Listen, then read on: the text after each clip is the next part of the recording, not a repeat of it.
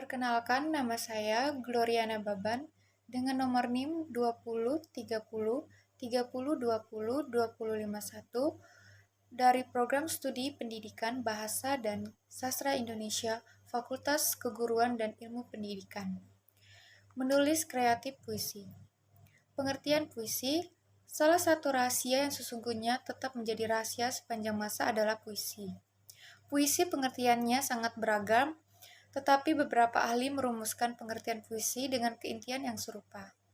Slamet Munjana lewat Rahmat mendefinisikan puisi sebagai bentuk sastra dalam pengulangan suara atau kata yang menghasilkan rima, ritma, dan musikalitas.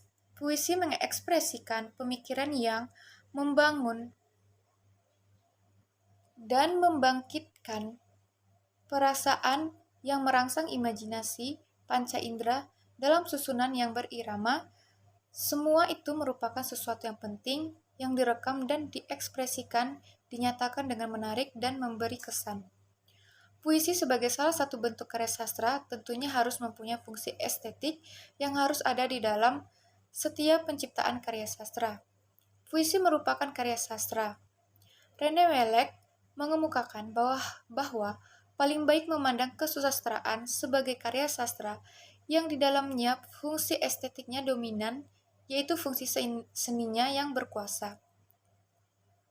Unsur-unsur keindahan ini merupakan unsur-unsur kepuitisan. Misalnya persajakan, diksi atau pilihan kata, irama, dan gaya bahasanya. Gaya bahasa meliputi semua penggunaan bahasa secara khusus untuk mendapatkan efek tertentu, yaitu efek estetikanya atau aspek kepuitisannya. Jenis-jenis gaya bahasa itu meliputi semua aspek bahasa, yaitu bunyi, kata, kalimat, dan wacana yang dipergunakan secara khusus untuk mendapatkan efek tertentu itu. Semua itu merupakan aspek estetika atau aspek keindahan puisi. Sementara itu, Rahmat Djoko Pardopo menyatakan bahwa puisi mengekspresikan pemikiran yang membangkitkan perasaan yang merangsang imajinasi panca indera dalam susunan yang berirama. Puisi merupakan rekaman dan interpretasi pengalaman manusia yang penting dan digubah dalam wujud yang paling berkesan.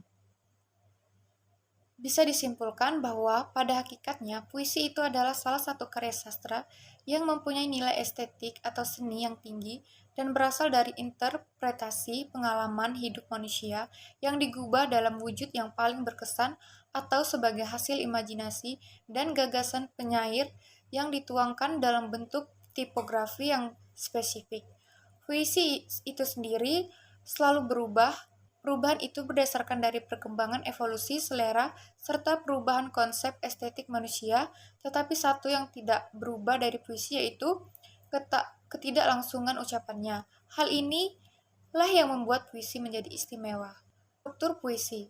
Adapun unsur-unsur yang membangun puisi menurut Jabrohim ialah diksi, pengimajian, kata konkret, bahasa figuratif, verifikasi, tipografi, dan sarana retorika. Ada 7 macam unsur yang termasuk struktur fisik.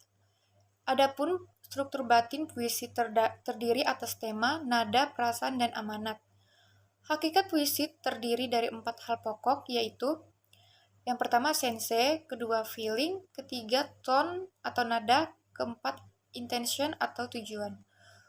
Untuk memberikan pengertian yang lebih memadai, berikut ini dikemukakan uraian mengenai unsur-unsur pembangunan puisi, yaitu yang pertama diksi, yang kedua pengimajian, yang ketiga kata konkret, yang keempat bahasa figuratif, yang kelima verifikasi, dan yang keenam tipografi, yang ketujuh sarana retorika. Menulis puisi sebagai proses kreatif sastra. Melalui kegiatan menulis, sebuah gagasan akan dapat dinilai dengan mudah. Manfaat menulis yang lainnya adalah dapat memecahkan masalah dengan lebih mudah, memberi dorongan untuk belajar secara aktif, dan membiasakan diri berpikir dan berbahasa secara tertib, mengingat kemampuan menulis merupakan sebuah keterampilan yang harus dikuasai oleh siswa. perlu adanya pembinaan dan pengembangan secara intensif dan berkesinambungan. Tema adalah sesuatu yang menjadi pikiran pengarang dan menjadi dasar bagi puisi yang diciptakan penyair. Penilaian keterampilan menulis puisi. Menurut Arifin, keterampilan menulis dapat dilihat melalui jalan tes, karena tes merupakan suatu cara dalam rangka kegiatan evaluasi. Menurut Burhan mengungkapkan bahwa cara menilai kemampuan menulis adalah melalui jalan tes.